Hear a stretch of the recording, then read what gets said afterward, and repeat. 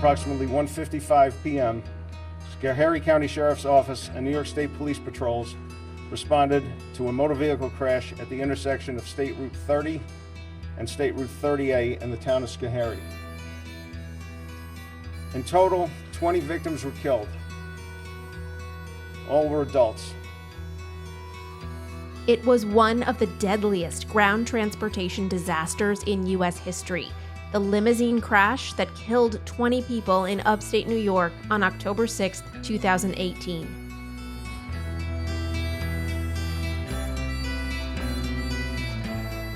I'm Jessica Marshall. In this podcast from the Times-Union, reporter Larry Rulison and I are going to go back and look at the circumstances surrounding this devastating crash and attempt to unravel a very complicated story.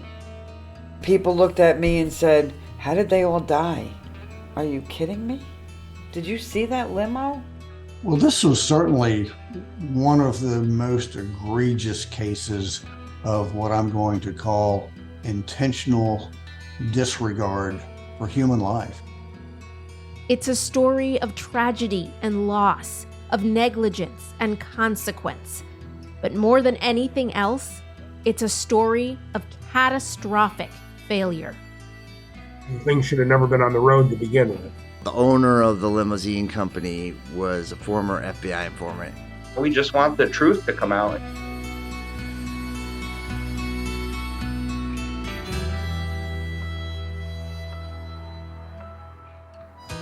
Episode 1, The Crash.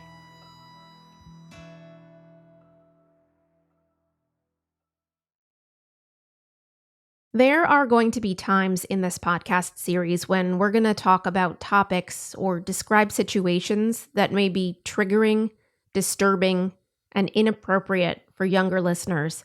We will warn you ahead of these moments, but please use your discretion and listen with care.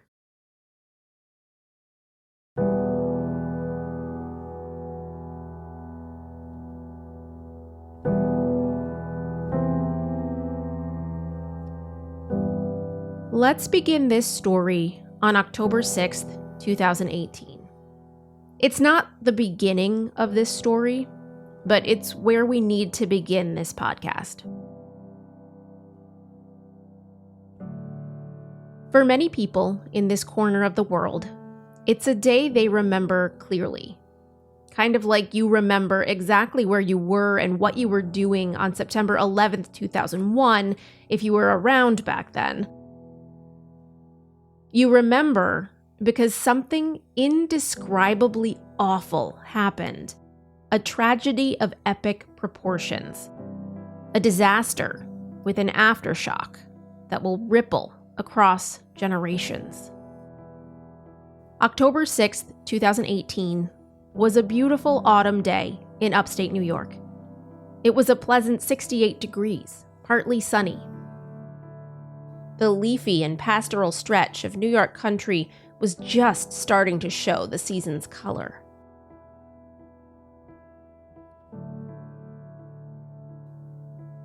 I'm going to start here with my memory of that day. I was in Schoharie County visiting a pumpkin farm. I left that farm around 2 p.m., and I took Country Route 30A back to the highway, where I was heading back to Albany. It's about as country a road as you'll find in this region. Quiet, winding, picturesque. And as I drove, I marveled at the blazing colors of upstate New York in the fall. If you ask me, it's one of the most beautiful places in the world at this time of year.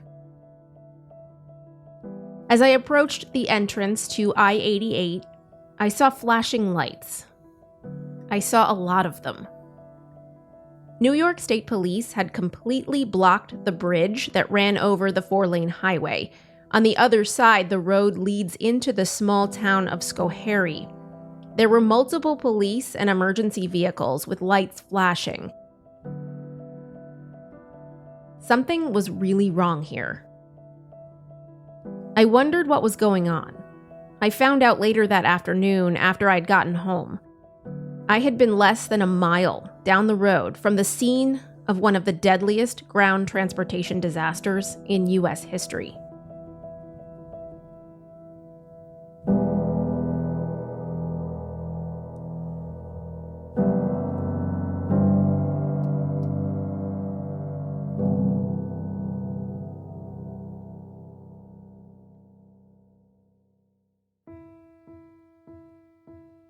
For Jerry Bersessi and her husband Sam, October 6th, 2018 started out as a pretty normal Saturday. So we were planning a big dinner Saturday. We always used to have dinners at our house. Jerry and Sam are an active and gregarious pair. They finish each other's sentences, and they love to entertain at their home in the small town of Florida, New York. So when their oldest daughter said she was coming to town for a visit from Florida, the state, not to be confused with the town, she says they planned a big family dinner. Sam called Savannah and said, hey, can you come to the house Saturday night for dinner? Me and Diego are going to be there. We'll have a good time. They invited their youngest daughter, 24-year-old Savannah Bersessi, to join them as well. Savannah lived nearby with her boyfriend, 27-year-old Matthew Coons.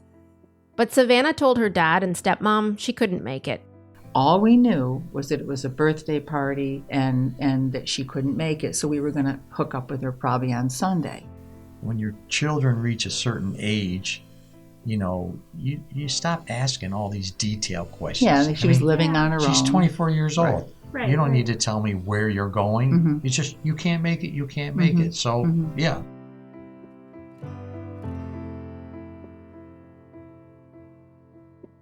Mary and Kyle Ashton passed that Saturday in a similar way. They live in Winterport, Maine, where they moved 20 years ago to live their dream of running a bed and breakfast. They didn't know what their son, Michael Ukai, was up to that day. But October 6th was his birthday, his 34th birthday.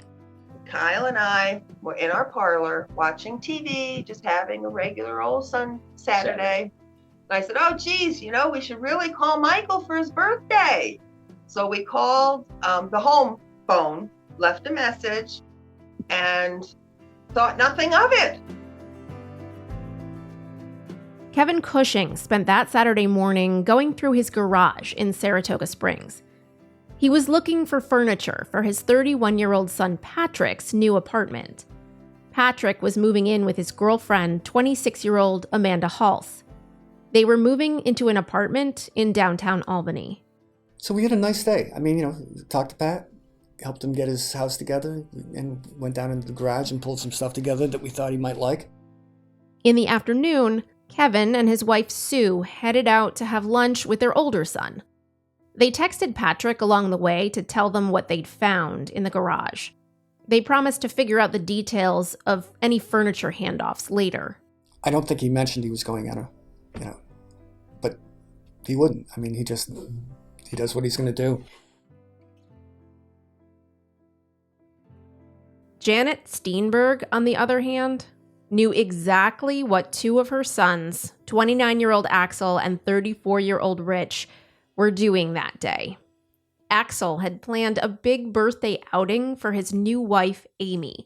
She was turning 30, and 17 of their family members and friends got into a white Ford Excursion stretch limousine at their house in Amsterdam, New York, around noon. Then they got on their way to Omegang Brewery, about 50 miles away in Cooperstown. They were going to do a beer tasting birthday party. And then Axel and Amy invited us to go. But I was like, I don't want to take a seat from someone. I'm not really that much into the drinking, so I didn't want to take a seat to go party with everybody that when I'm not going to drink, so we didn't go.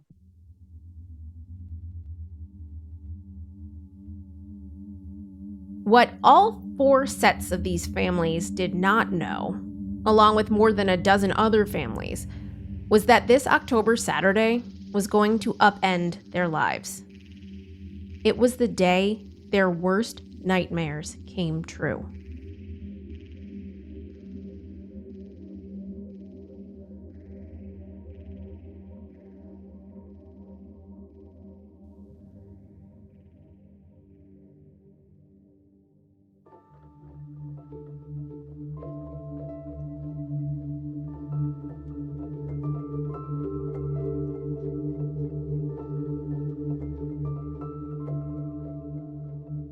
Dan Bogan was driving to a family wedding in Schoharie that afternoon. He and his pregnant wife and young son pulled into the parking lot at the Apple Barrel Country Store off of Route 30A around 1:30 p.m. They'd been traveling in tandem with his wife's family from their home in Rensselaer County, which was about an hour away. We parked, we went in, we ordered sandwiches. The family agreed to stop there to stretch their legs and grab a bite to eat before they headed to their hotel in the town to get ready for the wedding. The Apple Barrel's main parking lot was pretty full at that time, which is a normal occurrence on a fall Saturday. So the family had to park their cars on the fringe of the property, on a grassy patch of land adjacent to a ravine in the woods that edged one side of the property. Because my dog was in the back of our car and it was a hot day, we parked on the trees and had windows down. And I went out and I got him out of the car and he went into the ravine where all of this happened. And he's a lab, so he laid down in the water. I mean, it's just such a memorable part of the experience leading up to this life-changing incident.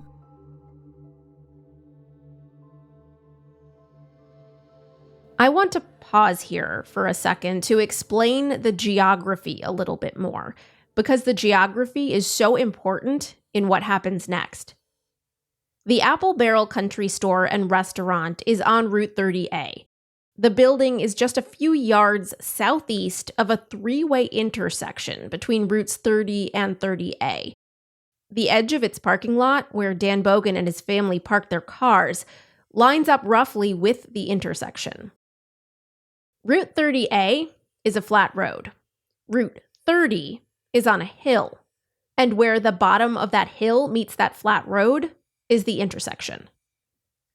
This is where I'm going to bring in Times Union reporter Larry Rulison. You will hear a lot from him in this podcast. He's going to explain the geography a little bit more. It's called the T intersection. It's a one-way stop sign, right? The stop sign is just when you're coming kind of southwest down 30 and you hit 30A, you're going to stop for a stop sign, but there are no stop signs on 30A going in either direction. Exactly. So on the other side of 30A is just, kind of a grassy patch and a ravine, right? Can you kind of describe that? When you come down to the intersection, the Apple Barrel is really, off to your left a bit. So when you're looking straight ahead, what you see is sort of like parts of their parking lot, and then there's this ravine with like some fencing around it and woods. So, I mean, you might not realize what's straight ahead, but it is a ditch. Okay, let's go back to Dan Bogan now. On October 6th, 2018, he was in the parking lot of the Apple Barrel Country Store in Schoharie around 1:50 p.m. A few minutes later, his family came back to their cars, and they all started to pack up to leave. What happened next is something that Dan has never talked about publicly. I've described it before as like, I just saw a meteor fall out of the sky and just blow up. It was this explosion of energy.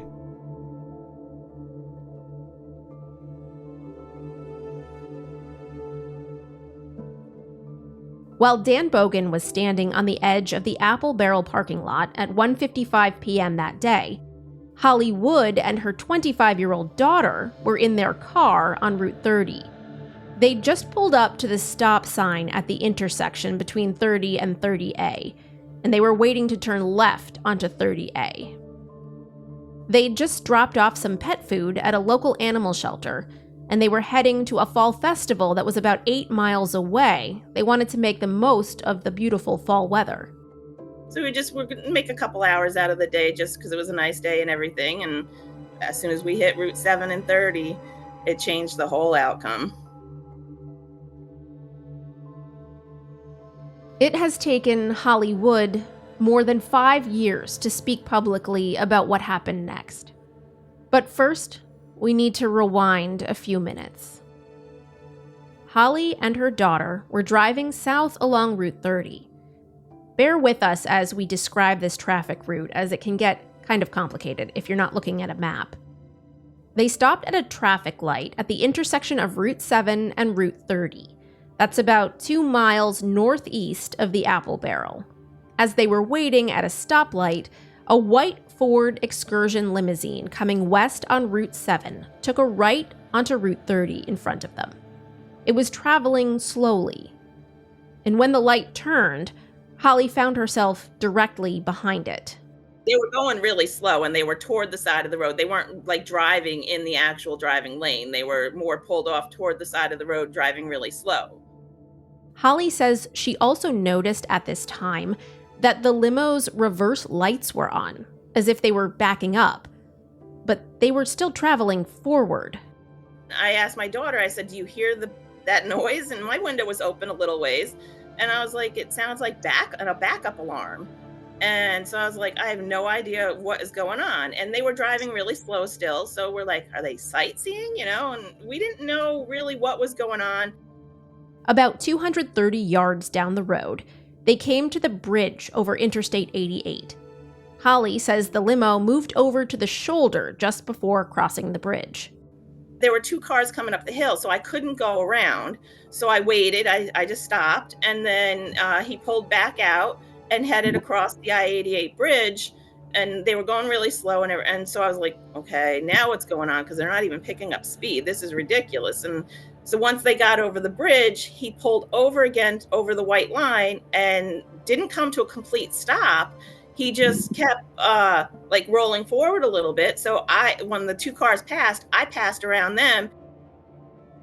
If circumstances that day had been different, Holly Wood and her daughter may have gone to that fall festival. They may have had a lovely afternoon, and they may never have thought of that odd limo that they passed ever again. If things had gone another way entirely, they might not have been alive to talk to us for this podcast. But neither of those scenarios played out in reality.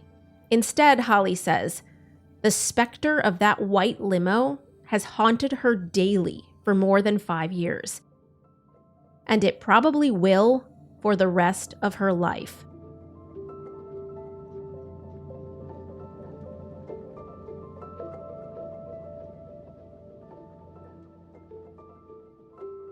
After Holly passed the limo, she says she continued on Route 30. A few minutes later, she drove down the hill, stopped at the stop sign, and turned on her blinker in preparation for turning left onto 30A. When we got to the bottom of the hill, we were sitting there talking. My daughter's on her cell phone looking down. And then all of a sudden we just heard this god-awful noise coming behind us to me, it sounded like a jet engine. It really did. It was such a loud whirling noise coming up behind me. I looked in the rear view mirror and I could see the limo coming up behind me in the rear view mirror. And I yelled at my daughter to hold on, not like it's going to make any difference, but just as she looked up and looked over at me, the limo just flew past the driver's side door.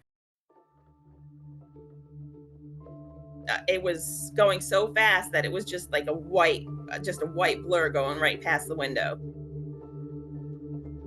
We'll be right back.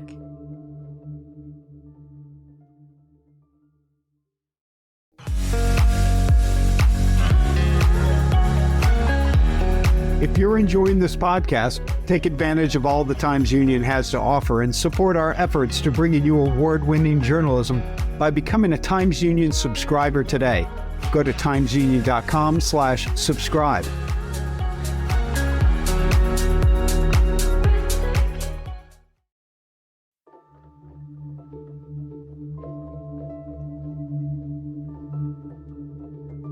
This is Catastrophic Failure, a Times Union podcast. Let's go back to Dan Bogan's perspective. The white limousine that had just missed Holly Wood, the one blasting down the hill on Route 30, it was headed straight toward the grassy area where Dan's family was parked. Dan and his wife had decided to leave, so they were already in their car, waiting to turn right out of the parking lot. Dan's sister-in-law Jackie was still there, though, standing next to her Toyota Highlander. She was chatting with her father, 71-year-old James Schnurr, and her husband, 46-year-old Brian Huff. They were standing in front of her car. I was looking up the hill from where the limousine came around the bend. I saw how it moved, My initial thought was, look at this guy or look at this jerk. But it was so fast that it's amazing how fast our brains can work. I did the math. At 100 miles an hour, it was in sight for 4.5 seconds. I watched the line of travel. It slid right past me. There was a moment where I couldn't even move. I kicked myself for years because I couldn't even honk.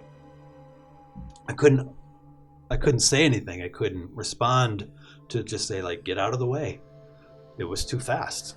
It really was. And to watch that travel past, blast Jackie's car, do all that it did, and then all of that was gone. The vegetation, the trees, everything, all of that was just smashed and knocked down and cleared out.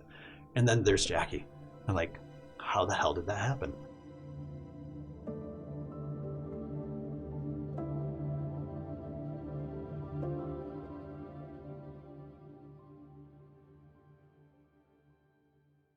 At 1:55 p.m. on Saturday, October 6th, 2018, a white Ford Excursion stretch limousine carrying 17 people and the driver on their way to Omegang Brewery in Cooperstown sped southwest down the hill on Schoharie County Route 30.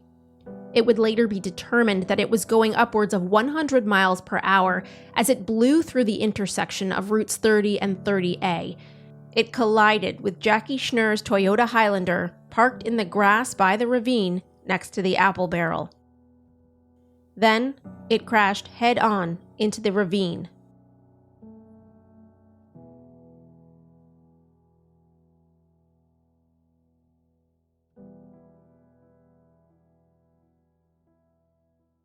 This is one of those moments in this podcast where we want to pause for a content warning. The descriptions we're about to go into about what happened after the limo crashed may be extremely disturbing. If you prefer not to listen, please feel free to skip this part. In the moment, I saw how everything was obliterated, and the only thing that was remaining was Jackie was on the ground. The vehicles were gone. My father-in-law and my brother-in-law were gone, and I couldn't fathom what the hell had just happened. And so I saw my brother-in-law propelled through the air above some of the shorter trees, and just not just propelled outward, but he flew through the air.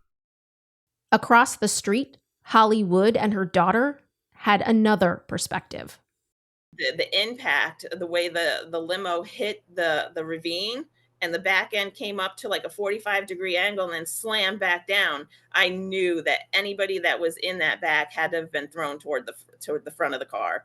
Sure. That was just, the impact was so awful. It was such a hard impact that if anybody survived, it would have been a miracle.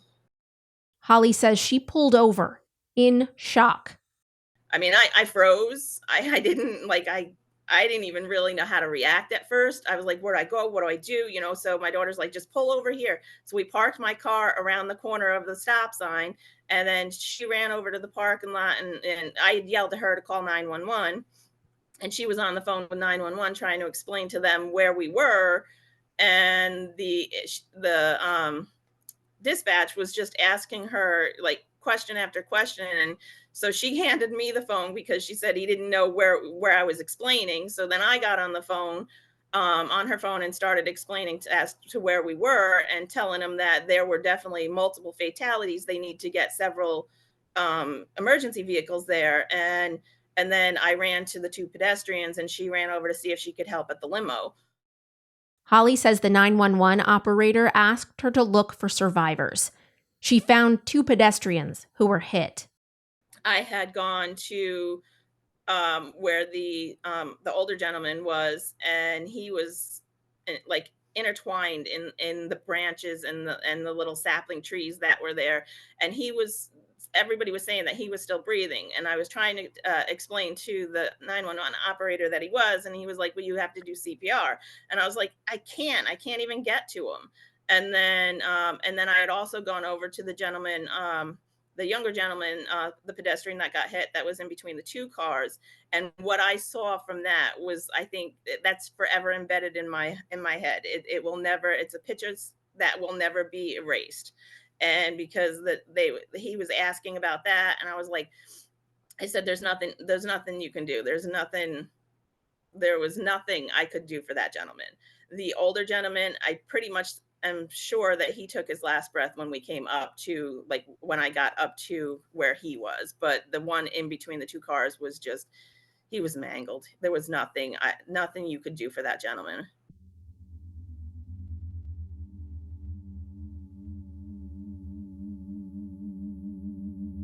Emergency responders arrived on the scene within minutes.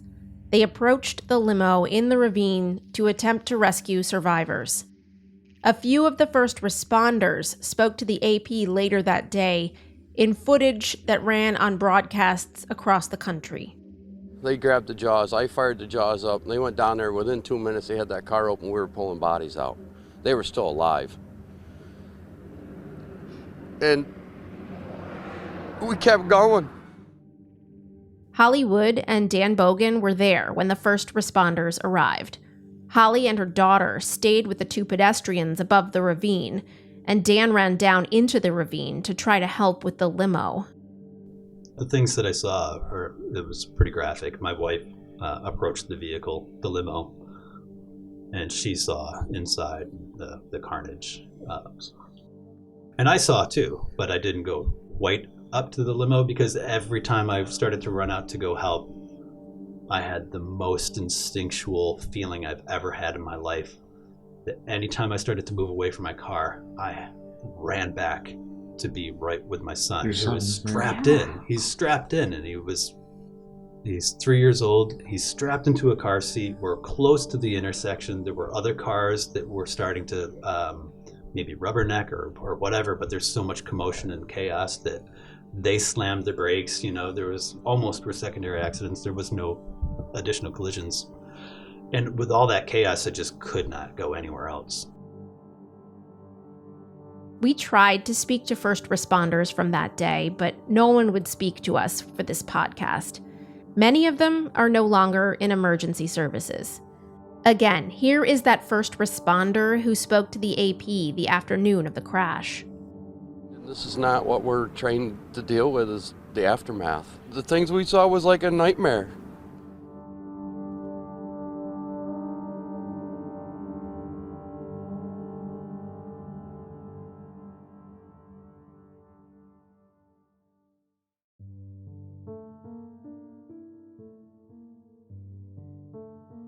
Medical examiners would later determine that 20 people had died from blunt force trauma related to the crash. That was all 17 friends and family members inside the limousine, the driver, and the two bystanders. It would take days before the names of all of the victims were released to the public. But Dan Bogan and his family knew the identities of the two bystanders immediately. His father-in-law, James Schnurr, and his brother-in-law, Brian Huff.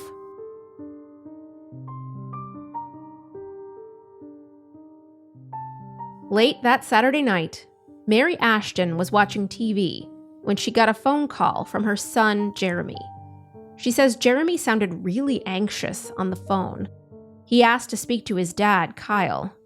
She says she handed the phone to Kyle and strained to overhear their conversation. Kyle gets on the phone. Hey, Jerry, how's it going? Next thing I know, Kyle gets up and he walks into the living room, leaves the room. And just something inside of me, I'm like, wow, something's not right. Something's going on. I said, Lord, prepare me, because something's not right. Sam and Jerry Bersesi went to sleep that Saturday night, not knowing anything about a crash. But Jerry woke up to a disturbing phone call early Sunday morning. We were still waking up and my phone rings at 7:30 Sunday morning.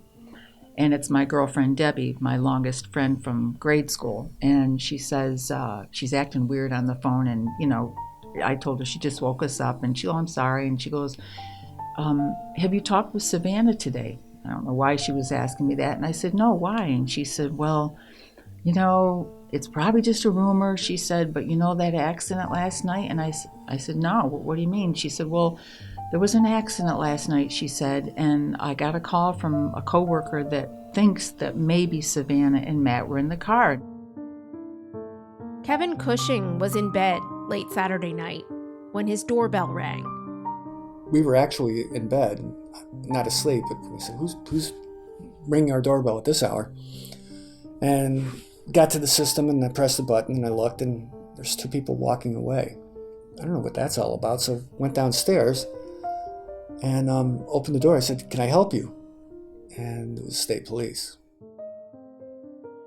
I found out about the accident at a little after 5, and it was at 12. 12 people. Janet Steenberg was the first family to know for certain that 2 of her children were killed in the crash.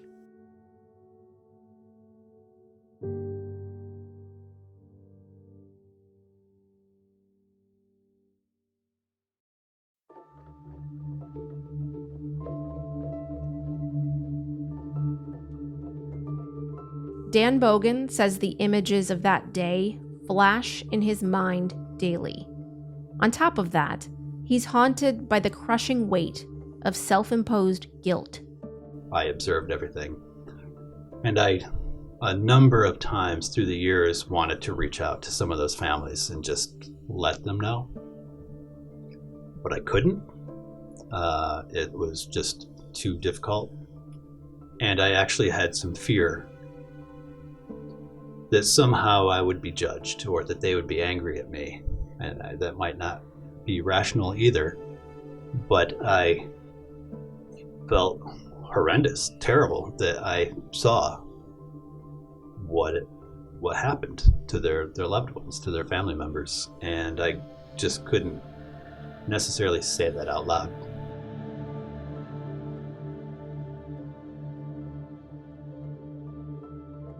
If the limo driver had not swerved around her car at the intersection, Holly Wood says she's certain she would not be alive today.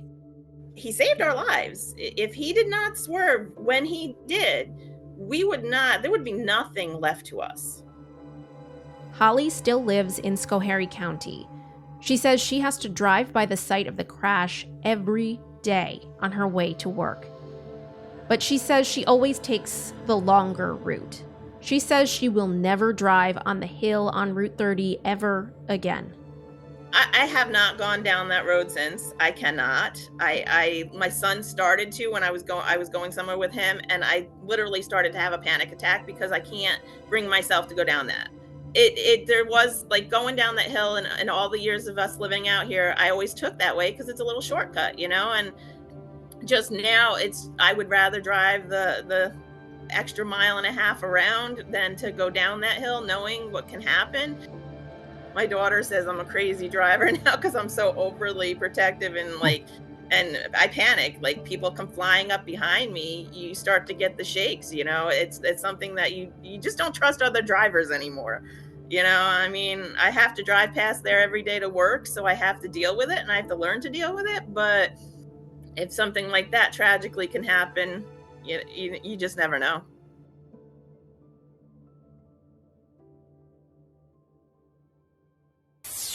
Emergency crews still cleaning up a horrific accident in upstate New York. In a matter of moments, a 30th birthday party turned to tragedy. Reports of a multi-vehicle motor vehicle accident. News of the crash spread quickly. By the following day, it was being covered on national network news shows. The family members of victims started appearing in interviews. Earlier this morning, I spoke with Karina Halse, whose sister Amanda was killed in the crash, and with Karina, her boyfriend Ian Griffin. I asked Karina what she was being told by authorities. We were told that the limousine was going down the hill over 60 miles an hour, missed the stop sign, and then hit another car, which hit 2 more pedestrians and killing 20 altogether.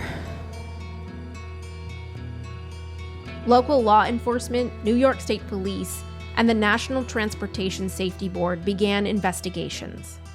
Governor Cuomo has directed all state agencies to provide every resource necessary to aid in the investigation and determination of what led to this tragedy. But the full story of what caused the crash was yet to be uncovered. And when it finally came to light, it was far more complicated and catastrophic than anyone could imagine. We were able to publish a story that said that this limousine had failed 2 inspections prior to the crash. That's next time on Catastrophic Failure.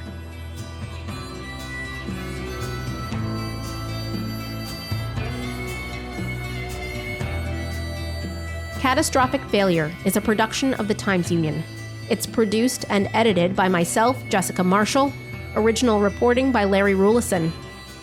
Editorial direction and fact-checking by Erica Smith and Casey Seiler. Our theme music is Undercurrent by Harper Ray.